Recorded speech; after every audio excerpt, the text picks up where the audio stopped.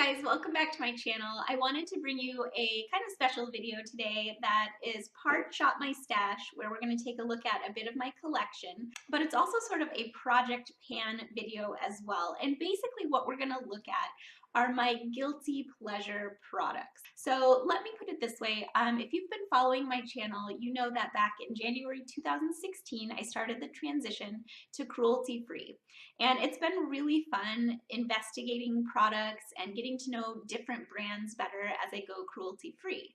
But along the way, I did some decluttering and I wanted to eliminate products that were made by parent companies that don't have the cruelty-free standards that I believe in. So recently that has taken a shift or a turn towards companies whose parent companies are not cruelty-free. So that leaves us with companies like Urban Decay and Tarte and NYX and a variety of companies who they themselves have cruelty-free claims, but because they're owned by a parent company that is not cruelty-free, I am no longer going to purchase from them. However, I do have some products that I'm holding on to that I have previously purchased. And basically these are products that I will not repurchase for that reason, also because a lot of them were limited edition and some of them are even already hitting pan and on their way out. So I wanted to share sort of my little guilty pleasure stash with you today. All right, let's dive right in. One of the first things that comes to mind is this product by Becca. This is relatively new. For me, I purchased it not that long ago, but it was before Becca got bought out, essentially. So now that they are bought out by a parent company and not their own individual company any longer, they don't maintain the same cruelty-free status. So I am going to keep this product because I do love it, and it was limited edition. But this is their Shimmering Skin Perfector powder in, what was this, rose quartz. It's a gorgeous highlight. It works so well with my fair skin. There's something about the shade that I really love. So I'm going to keep this. I'm going to enjoy using it, but you likely won't see it much on my channel any longer. Another product along those same lines is a Tarte blush. I actually decluttered several Tarte blushes. I haven't featured that on my channel, but I had passed them along to family members who can enjoy them. But I have one that I am keeping myself, and this was one of their limited edition shades in the shade Buff. And it's one of their Tarte Amazonian Clay blushes, and I love this one because the shade is just so nice for a neutral blush for fair skin. Now the blush itself has silver glitter in it, and you can see that in the pan when you look at it, and I think maybe that's why it wasn't a big seller or why it was limited edition. I have no idea, but I actually love this. I don't see flecks of silver glitter on my skin, but I really like this product. However, I will not be purchasing any further Tarte products for the reasons I've already mentioned. Another product is from NYX, and this is their HD finishing powder. A while back, I raved about this powder. It is really nice. It's a very finely milled powder, so you end up having like a poreless effect on your skin when you use this. I have it in the shade Banana, and this also works really well on the under eye to just brighten everything up. So I am hitting pan on this product, and it's something that I will use up and keep in my collection until it's gone, but I'm not going to repurchase because NYX is owned by L'Oreal. All right, another brand that fits into that category is Urban Decay. I've decluttered, I think, everything from my collection that was Urban Decay. I made sure to hold on to the things that I'm absolutely in love with. So I actually decluttered my Naked 3 palette because I have so many colors that dupe it, and some of them are an even better formula than the original Naked 3, so I was happy to declutter that. But there's one palette that was discontinued a while back that I absolutely loved of theirs, and so they no longer carry it. I think you can sometimes still find it in maybe on Haute look, but in like Nordstrom Rack stores you can see it sometimes, and it's the Urban Decay Smoked palette. Not the Naked Smoky, but the Smoked palette. And I actually panned mine a while back, or I depotted it rather, and I put it in this little Z palette. I love it in this format because the original packaging was pretty bulky, but I just think these colors are really phenomenal. It's a beautiful deep blue and green that I really enjoy to wear, but the rest of them are pretty neutral, and so I find that I can get a lot of wear out of them. I really like these. I've basically bastardized the packaging, so I'm gonna keep this for myself just to enjoy. Probably won't see it featured on my channel all that much.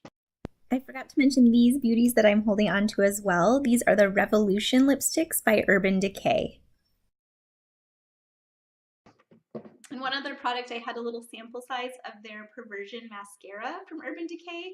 So I've been keeping this in like a travel bag and using it when I've been traveling recently. So this one will be essentially gone soon and into the trash, and I won't be repurchasing.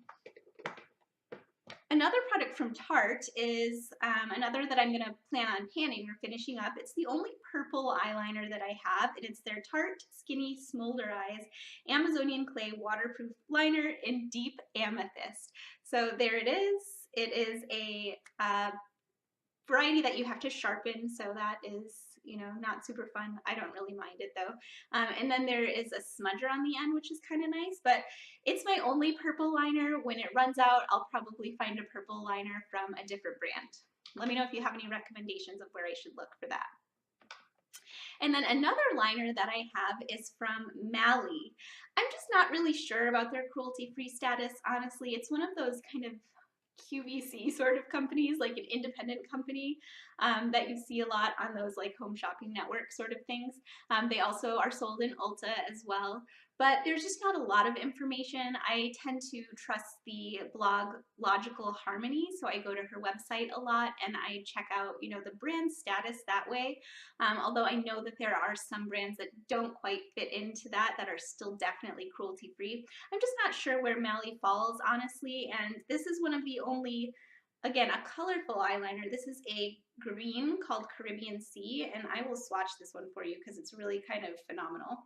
There it is. So I'm going to keep this in my collection. I'm going to use it up. When it's gone, and if I want another green product, then I will find it elsewhere from a different brand likely, unless I learn more about Mally in the meantime. All right, and then one last product that I am using up and then it's going to be gone from my collection is from the brand It Cosmetics. Now, they were recently bought out, and I believe it was L'Oreal again. L'Oreal and Estee Lauder are the two big ones that are always buying up smaller companies. As you know, they just purchased Too Faced and Becca, which was really disappointing because those were two of some of my favorite cruelty-free brands. But It Cosmetics, around that same time period, was another brand that got bought up by them. So I've been using the Bye Bye Under Eye concealer. This thing is crazy. Like, I think this will honestly last me like 10 years because you need the smallest amount of this product. I have it in the shade Light. I think they have Fair even, but this is so light. I'm not sure approaching the summer months if I'll even be able to use it much. So just to give you a swatch to look at the shade and the coverage, I mean, this stuff is opaque, and that is the shade. It is super light. So I tend to thin it out by using an eye serum and mixing it with the product and tapping it on my under eye. And I actually like the way it looks in terms of texture on my under eye a lot. And it's very brightening. So I'm going to continue to use it until it gets to the point where it's going to have to probably be tossed for expiration, because I just honestly think this product, you need so little. I mean, it was a dot that I put on my hand to get all of that. You need so little and it goes such a long way. So I'm going to be getting rid of anything It Cosmetics, and I'm pretty sure this is the only product I own of theirs. So I will use it up. All right, there's one other product that I want to mention that's kind of an exciting thing. I kind of keep up with cruelty-free blogs and, you know, different posts and stuff like that. I think the research is really interesting, and I want to be part of the movement where companies start to realize that it's important to their consumers that they are cruelty-free, that they're not testing on animals, that they're not selling in locations like China and other countries where the government makes testing mandatory. So one of the brands that I had actually decluttered from my collection was Stila. And they were one of my favorite brands for a couple of specific products. They're smudge proof, I think that's what it's called, liners. They're like cream eyeliners that twist up. They are waterproof, like perfection. They are so good, so blendable. They really truly stay all day. They also have a fine like felt tip liner. They have great shadows, just a nice brand, like nice products. But they had been selling in China. And so because of that, they kind of fall under that whole not quite cruelty-free status because they allow testing where required by law. So I did declutter them for my collection, but I had one random, I had like 2 sets of single Stila Kitten eyeshadows. They're like iconic shade. And I decluttered all my palettes and most of the other stuff, but I had one like floating single shadow of Stila's Kitten. I had it tucked away in a travel bag of just like little products that I was using up and taking on the go with me. And so this is the only Stila product that remained in my collection, and it was kind of going to be like these products where I was going to use it up and say goodbye and not have any more Stila. But amazing news, and I'm so excited about this. Stila has decided to pull out of the Chinese market and not sell anywhere where governments require testing on animals. So they have regained their cruelty-free status, and I just want to say a huge kudos to Stila. I appreciate that they're listening to the consumer and that they're making that a priority. And I'm so excited that I have my Stila Kitten shadow and that I can put it back in the rotation to use in tutorials and things that I share with you guys as well. So just to give you a swatch so you can see the magic, look at that shimmering champagne-y pink perfection. Stila Kitten is truly one of the most beautiful formulas. It is just so gorgeous, so nice. So I'm excited to return this to my collection.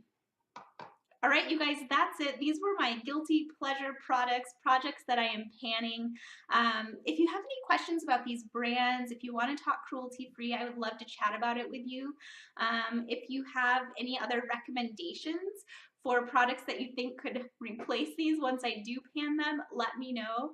A good HGD powder, a long-lasting blush, Becca quality highlights, that kind of thing. Let me know, and I hope you guys are having an amazing day. I will catch you next time. Bye.